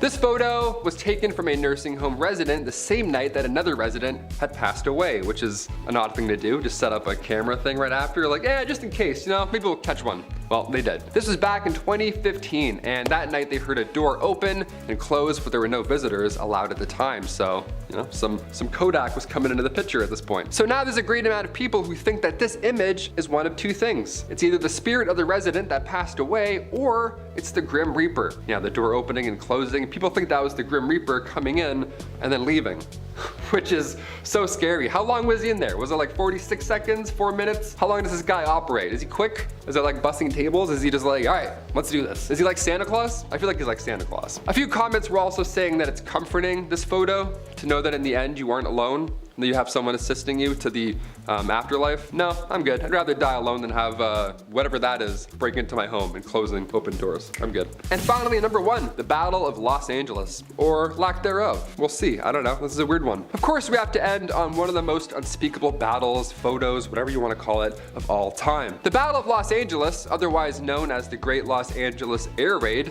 happened during World War II, right at the end of February 1942. Now, this event, first of all, took place only a few months after the Pearl Harbor attack, so I'll admit everyone's a little on edge. We're a little stressed out, we've got some hands hovering over some buttons, we're a little nervous. Sure, something like 25 enemy aircraft was apparently spotted flying over Los Angeles in the late hours of February 24th. So air raids then went off, blackouts were put in effect. This was not a drill, right? Or was it? What was this? This thing was getting lit up in the sky. Around 1,400 shells were blasted off and 2 people had a heart attack. That's how loud it was. In total, 5 people ended up dying from this retaliation, and apparently it was a false alarm. Although many now believe that it was UFOs or aliens, and that's why we were launching stuff at it. A press conference was held by the Secretary of the Navy, Frank Knox, and he called the incident war nerves. People have heart attacks. He's like, oops, I was nervous, my bad, slipped. Little quick reaction there. Kicking off our list at number 10, the Pioneers' Defense. Right off the bat, yeah, look at this one. I don't have to explain why it's creepy in any way. A whole town appears to be wearing gas masks. Yeah, you could probably guess which era this is. This image was captured in 1937 by Russian photographer Victor Bula. Adapting to new safety regulations these last few years have been challenging, no doubt about that. But in 1937, if you wanted to join the Young Pioneers, which is the Soviet version of the Boy Scouts, well, you had to wear these huge gas masks and part of military preparation. Yeah, welcome to Boy Scouts. Grab a button and then put this vacuum cleaner on your face. Enjoy. Break a leg. It's gonna hurt your back a bit. This photo is haunting. It's from the Leningrad area, and it happened while dictator Stalin was still in charge. These masks are so haunting to look at. We see them after the fact, but to see them being worn in real time in that photo, I don't know. Maybe this photo gets me because we can't see anybody's faces or ages, right? Makes you paint the picture yourself. Either way, let's move on to some clown stuff, shall we? Number 9, 1910 clowns. Yeah, they existed back then, and they were much worse. Here's a fun fact, I didn't know this, but back in 2016, a study was done, and it turns out Americans fear clowns more than they fear Death. Mind you, this was at the height of the clown craze back in America, but a poll was conducted by the Morning Consult in 2016, and it shows that 42% of Americans said they were in some capacity afraid of clowns. 42%. So if this is you, you may want to skip to the next one. I'll beat you there, no problem. This photo is from 1910, and it appears to be a jolly good time, right? 2 clowns for the price of 1. Nice, what a great deal. Let's go. Now what's terrifying about this photo, I'll admit, is that the clown on the right is much larger than the clown on the left. If you have a fear of giants, well, you're screwed here, really. Nowhere you can go. Just a tall clown and a little clown. There's clowns everywhere. I don't like clowns. Number 8, Anneliese Michel. If you've seen or heard of the 2005 horror film, The Exorcism of Emily Rose, this one here should ring a bell. This is the OG photo. How scary is that? Anneliese Michel was a devout Catholic living a normal life with her parents in Germany. This was back in the late 1960s, but seemingly out of nowhere, she began to black out before showing strange behaviors. And when I say strange behaviors, I mean she would hallucinate and eat spiders.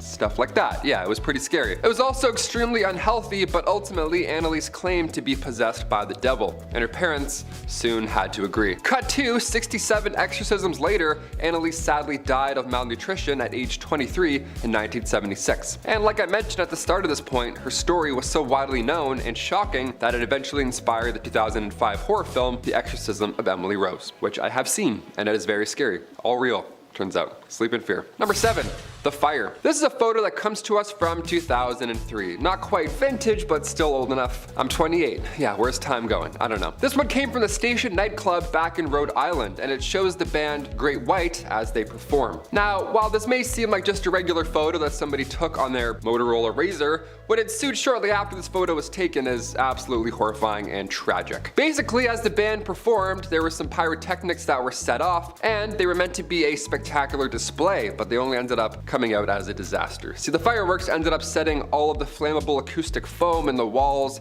and the ceiling all around them on fire. And it happened fast too, within 1 minute. Everything that was combustible ended up going in flames fast. Within 2 minutes, the entire club was fully engulfed in black smoke and people were having trouble finding exits. It was crowded, right? In the end, this fire took the lives of 100 people and another 230 were injured as a result. It has since gone down in US history as one of the worst and most deadly nightclub fires. Yeah, we look at Ball of Burning Men and think of what happened there. This is basically a 2003 version of that. More people, more flammable stuff, more pyrotechnics, and unfortunately, more deaths. Number 6, the Titanic. We all know the story of the Titanic. I mean, Olivia hasn't seen the movie, but we'll get to that later. It's one of the most famous in history, and this photo comes from just before that historic iceberg encounter. On April 10th, 1912, the Titanic set sail on its maiden voyage, heading from Southampton over to New York City. Now, the ship took a couple stops along the way, one in France and the other in Ireland, before setting off ultimately for the United States officially. Now, somewhere along the beginning part of its journey, somebody was able to snap a photo of the ship as it sailed away. Now, it's not clear exactly where this photo was taken because it's old and there's a lot of water, but it is thought to be the last photo of the ship ever before its tragic end. Considering it was only 4 days after the ship set sail that it hit the iceberg, it is likely that this photo came not too long before that terrible day. So yeah, they're probably right. This was probably the last photo. Next up is what you probably see when you die. It's number 5, the carbon star. This one, unlike the last, kinda got me. It seemed unassuming at first, but the longer you stare in the little orange glow of the void, the more you pick up. The hexagonal patterns of mist, the layers and colors, it all amounts into a tunnel of sheer oblivion reminiscent to Lightspeed and Star Wars. I feel like if you drink a little bit of funky tea and pull this picture up on a laptop, you could possibly discover the meaning of the universe somewhere in it. Dare you to try if you're brave. This baleful orange eye is carbon star CW Lewis as seen by the Hubble Space Telescope. NASA and the European Space Agency captured this image in 2021 as the star collapsed inwards upon itself and died. More ghastly figures of the sky. Let's do Ghost Nebula for number 4. Another entrancing surrealist painting-esque image. This photo captured in 2018 by the Hubble Space Telescope is depicting the ghost nebula that haunts the constellation of Cassiopeia. It's absolutely beautiful, its spectral-like appearance coming from a veil of swirling gases and dusts. As mentioned, it really does have the cadence of a surrealist painting. To give you comparison, this untitled piece by Salvador Dali shows textures, tones, and shifting lines I personally find reflective and even haunting about this particular space formation. Even if humans cannot see such things as the ghost nebula with our own 2 eyes, as we stand on Earth with our own 2 feet. The connection between man and the divine above has always shown through in art. How we spent so long staring up at the wonders above us that even unwittingly, without ever truly seeing them, we've always found ways to capture and convey the sky, the stars, and their artistic fluidity into something two-dimensional, such as the wisps of a surrealist painting. And now we're incredibly lucky to capture these beautiful space formations, such as the Ghost Nebula, in images like the one I can show you today. Number 3 will have you ready to sing This Is Halloween. It's a jack-o'-lantern sun. Isn't that the funnest thing you've ever seen though? And while it may look like an impressive feat of Photoshop, this is actually a purely natural phenomena. Similar to our earlier Gaping Maw, still such an ew name, this jack-o'-lantern face is the result of a series of active regions on the sun bursting and bubbling, making what appears to be a cosmic pumpkin carving appear on the sun. Or maybe it was the work of Jack Skellington. For number 2, we're going to stare into the scariest void of all, the eye of a typhoon. This is our Earth, the one we're on right now, obviously, and in March of 2015, Typhoon Masak, also called Typhoon Shedang, spent a week ravaging the Philippines, killing 5 and injuring dozens. During that time, astronauts at the International Space Station were able to look down upon the Category 5 storm, prompting the European Space Agency astronaut Samantha Cristoforetti to capture the horrifying image you see on screen. The power of the formation is visible even from the safe distance of space as rain and lightning hide behind the deadly swirl. And coming in at number 1 is Space Station After Dark. While it could arguably be a still from Insidious 16, the Space Spectre, this nightmare picture is actually just part of the European Space Agency's astronaut Alexander Gerst's photo series, which he naturally chose to make about not pretty stars or colors or Earth cloud rotations. Nah. His collection was the International Space Station at night, which evidently is horrifying. But Gerst had been up in space for a full year at this point, so I mean, to him, this was bread and butter, baby. Or maybe freeze-dried bread and butter. The main photo I'd like to address is the empty spacesuits with covers over the helmets, which look like a good start to a horror film. Honestly, maybe I never recovered from that alien horror film life, but space just isn't for me. Thank you so much for tuning in and taking this journey with me. As I mentioned, I do advise taking some time to rewind or pause to truly appreciate these photos, as many of them are incredibly stunning. Besides, a little existentialism doesn't hurt now and then. First up is captured in a card. Alrighty, so you see this basketball card here. So centered, we've got Mark Jackson back in '89 playing a Knicks game. But over here in the far left background, we have familiar faces of Lyle and Eric Mendez. In 1990, the Mark Jackson NBA Hoops card went into circulation, a year after the two Mendez brothers depicted in the background killed their parents for life insurance in August of 1989. The brothers claimed a massive payout that allowed them to live a luxurious lifestyle, spending money on expensive watches, clothes, and cars. Among the items that they bought were tickets to a basketball game at Madison Square Garden, where they would eventually be immortalized on an NBA card. To make it a little creepier, logistically, this moment captured would have been between when they killed their parents and when they were arrested. Speaking of sports, there's such a thing as the wrong time to cheer, which is our next photo. See, this is Mike Hawthorne and Ivor Bueb celebrating with champagne after winning the 24H Le Mans. Look at the revelry and the glory between these men. Those around them have a completely different vibe, however. We've got an arrangement of meme expressions going on here. Homeboy in the back holding the book is giving a hell of a judgmental side eye, and we have a signature auntie are you serious expression going on. See, while these men are ecstatically celebrating their win, what isn't captured in this photo was that the raceway was covered in ambulances and fire trucks. Hawthorne had driven an opponent off the track and the resulting accident killed 84 people, most of which were spectators. Videos of this event on YouTube are kinda insane to watch, not even because of the crash or the arrogance of the winners, but the announcer is so painfully cheery it's out of place, using an old timely projection system to shout, "Oh, women and children are dying, whole families are wiped out, but most of the finishing cars were British, a fine achievement in this abhorrent tragedy." It feels like a fever dream. Mountain climb to heaven is next. Because if you climb Mount Everest, let's be realistic, all you're doing is making your inevitable trip to heaven a little shorter of a distance upwards, giving yourself and the creator a little shortcut, you know? Alright, so this photo has the same visual quality as some loosely scattered cat litter, but I'm sure you can make out that we've got these silly little tents here. Man, look how far tents have come. As well as these two dudes in what it looks like high socks. This is the 1924 British Mount Everest expedition. We've talked about a few Mount Everest climber groups and things that have happened to them in a few of our videos, so you may be familiar with this one from our channel. That or literally any Mount Everest movie. They tend to either pick one specific story to document or mismatch all of them together for one plot and then throw Jake Gyllenhaal up on a mountain. Anyways, this photo was taken of George Mallory and Sandy Irvin shortly after they made their ill-fated attempt to get to the summit. While Mallory's body is found literally decades later in 1999, the body of Irvin never has been. Our next photo is of an undeserving celebrity. Why? Because the reason he's a celebrity is so extremely twisted that it blows me away, and I don't mean an undeserving in a Kim Kardashian made a family of talentless people famous through adult video kind of way. I mean in a seriously sick, twisted, criminal, undeserving way. I'll only be calling this man IS, as I do not believe any more infamy should be granted. The photo you see was from a Japanese magazine after he was released from prison due to insanity.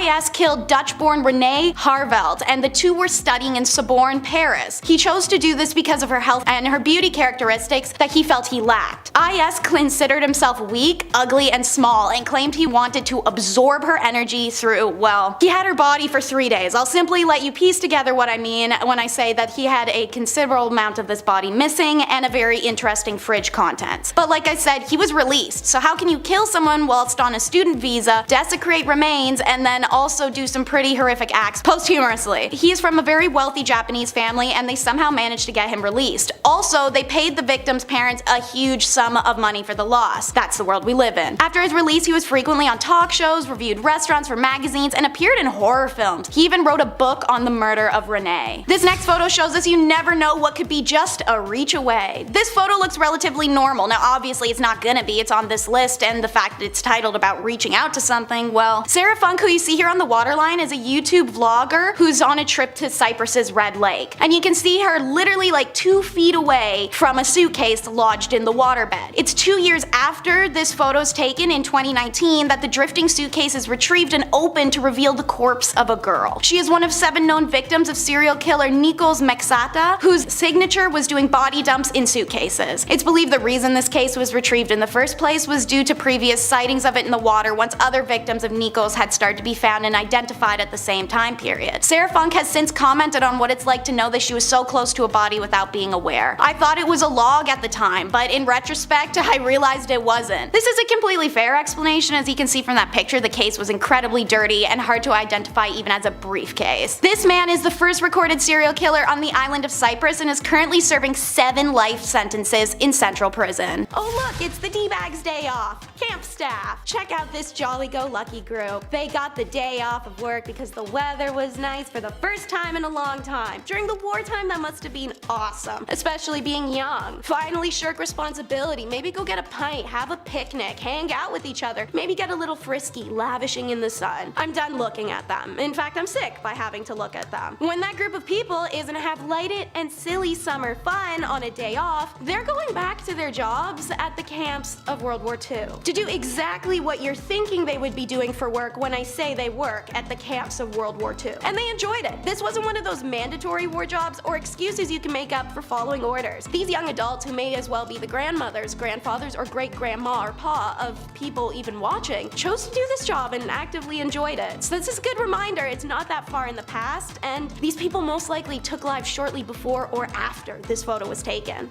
Did Halloween come early, or is it just Sylvester Claus? Yeah, so I chose this photo out of, trust me, like thousands of equally creepy ones because I feel it truly captures the what the bleep factor this holiday has. And they do it every 31st of December to 13th of January. The Sylvester Clausen of Ernach and the surrounding area Appenzell custom that is famous throughout Switzerland. The custom derives its charm from the unique blending of contrasts such as nature and art, mystery and tradition, harmony and anarchy. The Sylvester Claus that ushered the old year out and ring in the new. There are 3 types of these clauses: the beautiful, the ugly, and the pretty ugly. Common to all the clauses are bells in various shapes and sizes that they wear on their bodies. Their rituals begin in the early morning each day. The various Schupel meet at the village square before each group goes its own way. A group will pull up in front of your house, then hop around and jump up and down to make the bells ring, and then they start yodeling at you. You listen to the yodel, they say Happy New Year, give you some cash, some liquor you have to drink from a straw, and then they just leave. Dark backstory gossip, however, in times of poverty and hunger, which afflicted the region frequently, clausing was a way to earn a little extra money, and in the 1930s, what was known as Belchel Claus, aka the beggar clause, began to appear on the streets. Essentially homeless Santa Clauses, but Santa looked like that. As a result, the influx of beggars in the Claus Guide resulted in heavy restrictions, and in the 1950s, the custom had nearly died out. It's only thanks to the initiative of individuals in the 1970s that this got to come back and enjoys enormous popularity today. Somebody come get their creepy uncle. Cannot tell me this isn't the energy this photo gives. Creepy uncle. The woman is unidentified, but definitely a follower to be able to handle that guy's BO and greasy hands on her. It was taken of the Children of God leader, David Berg. This group started in 1968 in California after Berg claimed God himself had gifted him with prophecies. In reality, Berg started making extreme demands of his followers, give up their money, worldly possessions in exchange for limited outside access, horrible cramped living conditions, brainwashing, and would make this group famous for really bad reasons I can't and would rather not get into. Former members of COG have been outspoken about the childhood they suffered growing up in the communes. Actress Rose McGowan, the most famously outspoken, published her story of 9 years in the group. Actors Joaquin and River Phoenix, also raised in the cult, had it harder than Rose, and that trauma plagued River especially. He was actually the original heartthrob of the 80s and 90s, a role, fun fact, DiCaprio only managed to take once River's substance addiction caused by his traumatic childhood unfortunately took his life. So more of an unfun fact, but the matter stands that River painted the way for DiCaprio, and this psycho ruined a lot of people's lives. Have you ever seen a photo you can feel? Before you see the photo itself, you're gonna learn about the man in it. So, Joseph Goebbels, a National Socialist politician and propagandist who held multiple high-rank roles in the Yahtzee party. As a party chief for Greater Berlin, 1926 to 45, Reich leader of propaganda, 1929 to 45,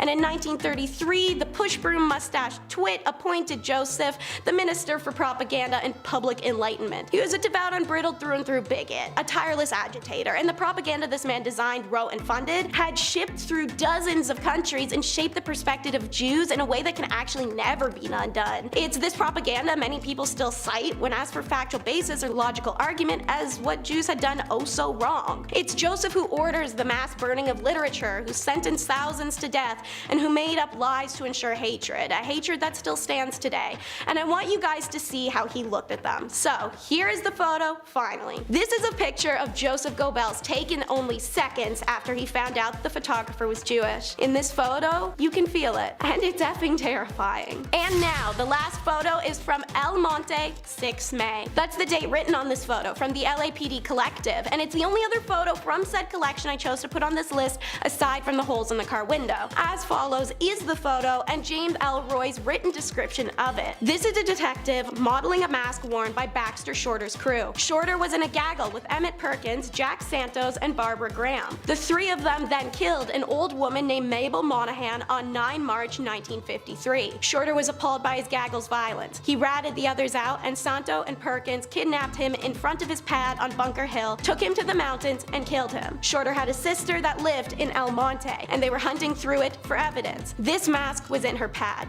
James Elroy. If Mabel Monahan's former son-in-law Tudor Scherer hadn't been a Las Vegas gambler, the 60-year-old widow probably would have never been killed. Also, if she didn't stay friends with him after he divorced her daughter, that'd probably have helped. But she did, and people found that weird. So there had to be something at play, right? Maybe Scherer trusted her so much he stored his 100 grand floats there. Ex-cons Emmett Perkins, John True, and Jack Santos think that, and they plan to take it. Barbara Graham joins the group to be their key into the door. Mabel takes a while to open up, but Barbara persuades her with the story of a broken down car and pleas for the phone. Mabel was reluctant, but the young woman was alone, and the widow knew firsthand how scary it could be for a woman to be on her own at night, so she let her in. And in comes John True, Jack, Emmett, wearing rubber masks. We're gonna take a pause. Ladies and female presenters, our own sex does not guarantee our safety, and you can't predict anyone's intentions. Please trust your gut if it says don't open that door. Mabel is struck on the head, left gagged and bleeding in the hallway. The group ransacks her home for a safe that never exists and panic when there is none, so they just leave her there. Mabel is dead for 2 days in her home before she's found. The investigation into the slaying of the Burbank widow began, and it was a long one, filled with drama. In the end, the four are charged with conspiracy to commit burglary, robbery, and M-word on June 3rd, 1953, in the death of Miss Mabel Monaghan. Number 10, the Cube. Alright, Transformers fans, let's do this. I feel like we're hearing more about these things like UFOs or UAPs, whatever you want to call them now. I feel like we're hearing about them now more than ever. So, why not kick this weird list off with something off-world? We have to include some alien cover-ups, right? It's me, it's Taylor, why not? I figured that I'd find one that's also not too well known. We haven't seen this one, you know,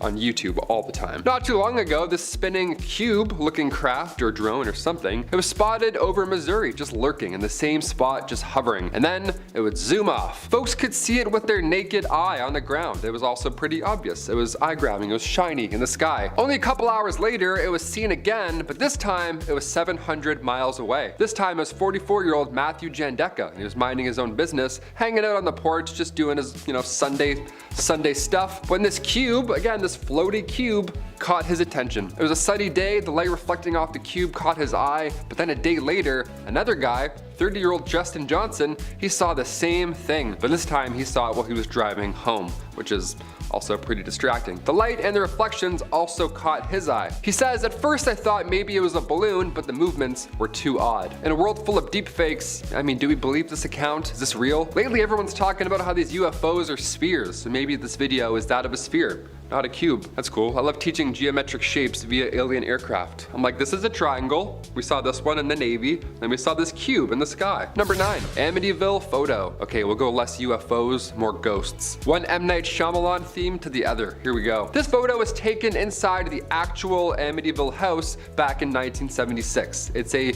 young man, it appears, with glowing white eyes. How comforting is that? Pretty hard to miss there. He's got the glowing. Yep, looks very Sin City of him, just to stare with his white eyes. Now at first I thought this was from a horror movie, right? All those Amityville knockoffs. It looks obviously fake or set up in some way, until you start to read about the details here. See, this photo, it was taken with automatic cameras equipped with infrared, not an actual person. So this young lad here probably wasn't expecting a selfie. Why he wasn't smiling or throwing up a peace sign. Makes sense now. Photographer Gene Campbell set up the photo and took it back in 1976. Now at the time, Gene was working with paranormal investigators Ed and Lorraine Warren on the actual case. I'm scared now. This photo was revealed 3 years after it was taken on the Merv Griffin show, and many believe this is the ghost of John DeFeo, one of the victims in 1974. Now, you can't really do this anymore, right? You can't whip out photos from a otherwise crime scene and be like, okay gang, what do we think? Spirit or not a spirit? Vote? Yes? No? Obviously there was backlash after this for obvious reasons, but it took 3 years for that photo to reach the public eye, and now everybody believes in ghosts, or they do a little more than they did before that show. This was long before the Conjuring movie as well, obviously, so this was quite random to see on TV. Do you believe in ghosts? What's the ratio here? Comment down below. I'm not a believer, I'm not gonna lie. I've tried numerous times. I got the Ouija board, did the whole thing. Felt nothing, man. Like an 18-year-old on Christmas. I'm like, is that it? Is it done? Do I have to feel anything anymore? Number 8, Alfred Hitchcock and the MGM Lion. All right, you're gonna hear me roar after this one. This photo was from 1958. You've seen this at some point, right? Hopefully, or else, you know, we'll send over a VHS, we'll help you out. It was taken by Clarence Sinclair Bull. Now the photo appears to be, well, no, it doesn't appear to be at all. It's Alfred Hitchcock serving tea to a lion. Yeah, the famous MGM lion. His name's Leo. That's him. There he goes. He's getting tea. He loves suspense and tea. Who would have thought? And company, it appears. North by Northwest was the only film that Hitchcock did with MGM. So there's a rumor now that he directed The Lion's Roar for the MGM intro, which is fun. But you're also like, okay, that's a real animal. That's sad. And also, that's probably nonsense. There have been 7 MGM lions in total. Yeah, not just one. But Leo was known to be the most friendly. I want to hear about the other 6. I'm like, what happened there? He's still in the logo today, but again, back in the 1950s, it's hard to say what it was really like on set. I mean, it's still a lion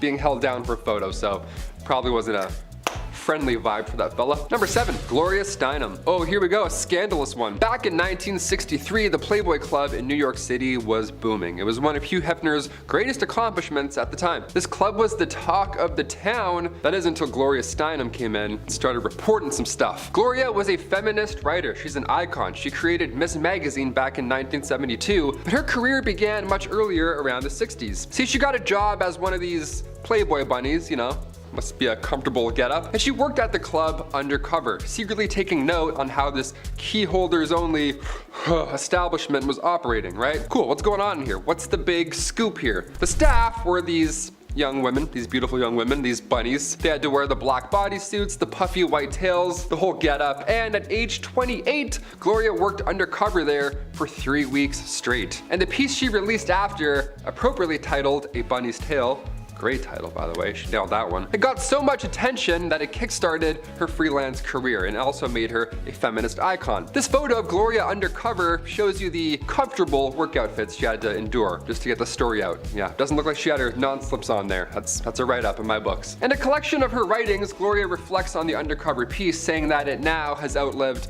all of the Playboy clubs, both here and abroad. That was before Hefner passed away in 2017, so I will add that you also outlived him as well. Good, he wasn't a very nice lad. Let's move on. Number 6, North Sentinel Island. Alright, we got some people, some aliens, some ghosts. What else do we need, Taylor? How about some weird islands? Sure. North Sentinel Island. We gotta head over to India for this one. This island is the home of the Sentinelese tribe. You've probably heard about this at some point. One of the most forbidden islands in the world. But why? Located in the Bay of Bengal, North Sentinel Island is about 1,200 kilometers away from India. And while most islands are shrinking, this one actually grew back in 2014. Yeah, the universe is like, more. Yeah, you need more of this, sure. The island lifted up a couple meters during an earthquake, so the west and south sides, they gained an extra kilometer. Nice. DLC unlocked. The inhabitants on this island are among the few uncontacted tribes left in the world. They have apparently been there for 50,000 years, and there's no sign of agriculture or even fire. Yet somehow this tribe has thrived for ages. Now, if we try and get close, they will try and drive anybody away. More than fair. Like, we have enough room. We're good. Let's just leave. In fact, back in 2006, 2 fishermen sadly lost their lives because they got too close to the island without knowing who was on it or what the island was. Yeah, you can't just approach random islands. You gotta do some homework.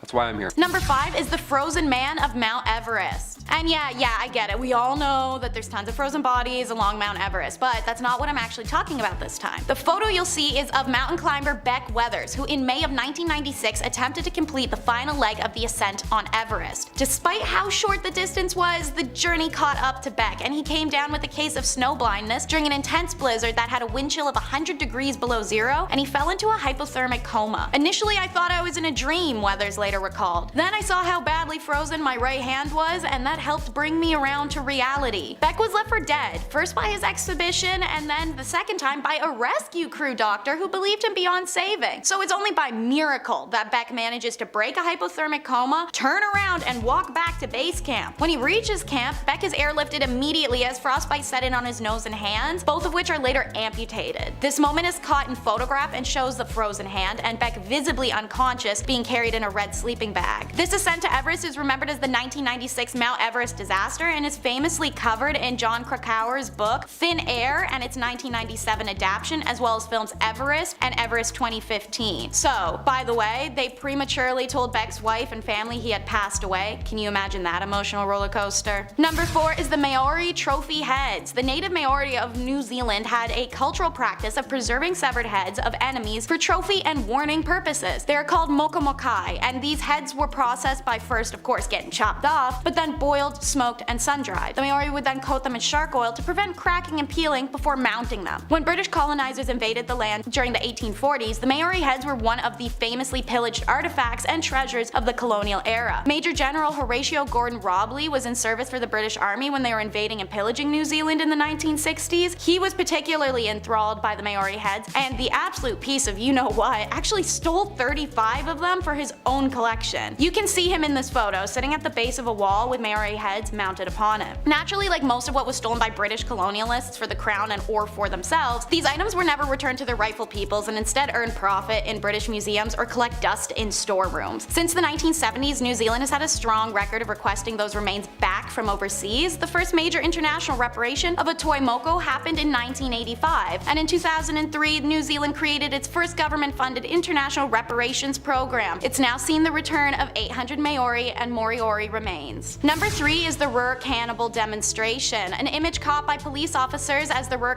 himself, Joachim Kroll, reenacts one of the crimes after his capture. Kroll was very particular about how he killed, and only doing so in the same place on a few occasions and years apart. This and the fact of the number of other killers operating in the area at the time, it helped him evade capture. This killer started in 1955 and didn't stop for 2 decades until his capture. He's known to have taken 14 lives without any rhyme or reason, no preference for age, gender, race, status, everyone was on the table. Pun intended, unfortunately, as Kroll wasn't just necrophilic with the bodies, he ate them too. After taking their lives and using their bodies, he would bring home pieces to cook. He was finally caught in 1976 after police discovered intestines from one of his victims clogging the plumbing of the apartment building. Police reported that when a neighbor had asked Kroll about them and if he knew what had backed up the pipes earlier, Kroll simply replied, guts. Why the police felt the need to reenact his crime photos, I'm not sure, but the result is several photos of Kroll propped over a volunteer in the park, looking full of ecstasy and primal delight that'll send a shiver down your spine. Number 2 is the tragic death of cosmonaut Vladimir Komarov. So, imagine knowing you're going to die but still walking aboard. That is what the Soviet astronaut Vladimir did on April 23, 1967. The craft had shown countless issues and flaws during testing to an extent where it wasn't even just Vladimir who knew this was going to happen. It was everyone working the project. So why did it go forward despite clear danger? No one was willing to back out and risk the fury or disappointment of the Soviet high command. So Vladimir could have backed out himself, but it would have doomed the next astronaut to be put on the project, who happened to be his close friend, Yuri Gagarin. So he was assigned to the mission, and he decided he would do it and spare anyone else. Upon re-entry to Earth, the tragedy happens. The craft's parachute fails, and the Soyuz craft hurtled to Earth at unthinkable speeds, burning Vladimir alive inside. Photos of the craft were taken after its impact, showing a horrific scene of melted plastics, metal, and char. He became the first human to ever die in spaceflight, and Vladimir himself was so confident this would be the case that he asked for an open casket funeral that'd force his superiors to see what they'd done to him. And so the second famous photo of this incident is taken, Vladimir's superiors standing over the mangled bunch of melted and charred human bones with nauseated horror in their gaze. And so, in at number 1 is what's considered the creepiest photo ever taken by the internet. Broken Blanche Monnier. This is a real-life horror story. Blanche is born in 1849 and starts life living lavishly and beloved in her prominent French family home, ingrained with ideas of Prince Charming and happily ever afters. She remains unmarried into her 20s, however, and searches desperately for her true love so she may move away from her domineering mother. It's in 1874 that her wish is granted, and she meets an older man of status and intends to marry him. But Mama disagrees, and she's not feeling he's suitable and she needs someone else. Blanche is furious. He can support her, he's high class, a lawyer, that's everything her mother demanded she finds, and she finally found it. Blanche finally put her foot down against her mother, and her mother makes her regret it for decades to come. Blanche is locked away in the attic closet. There are no windows and only a hay mattress. Once a day, her mother would cram dinner scraps under the doorway for her to eat. Blanche's mother reminds her every day that if she gives up on her betrothed, she would free Blanche. Blanche refuses every time, even after her fiance, unbeknownst to her, passes away in 1885 while she's still imprisoned. It wouldn't have mattered, however. The public had been told by her mother that Blanche had been dead since she locked her away in 1874, so everyone just thought that was the case. Blanche, meanwhile, survived 16 years in this closet until an anonymous note to police by a maid forces authorities to search the home. They find Blanche, now middle-aged, malnourished, covered in sores and fecal matter, surrounded by vermin and rot. This moment is caught on film by police. You'll see Blanche sitting on her bed, an excited yet lost expression on her face. Her mother and brother were both charged, and her mother very quickly and deservedly dies in prison, while her brother manages to appeal and escape justice. Blanche is left a shell of a person from 16 years of solitary and dark confinement. She spent the rest of her life in a psychiatric care at one of the state's best hospitals, the sole heir to her mother's precious fortune and status.